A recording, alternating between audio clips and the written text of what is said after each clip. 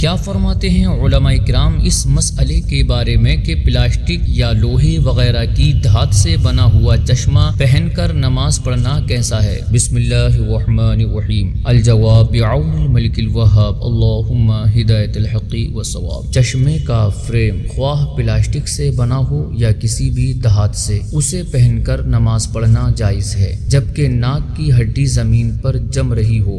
سجدے میں پیشانی کا لگانا فرض ہے جبکہ ناک کی ہڈی کا لگانا واجب ہے۔ اس لیے اگر چشمہ کی وجہ سے ناک کی ہڈی زمین پر نہ جمتی ہو یا چشمے کی وجہ سے صرف ناک کی نوک ہی لگائی ہو تو ترک واجب کی بنا پر نماز پڑھنا مکروہ تحریمی ہوگا، یعنی اس حالت میں پڑھنی گناہ اور پڑھ لی ہو تو اس کا اعادہ یعنی نماز دہرانا واجب ہوگا۔ واللہ اعلم تبارک و تعالی ورسولہ اعلم صلی اللہ علیہ وسلم۔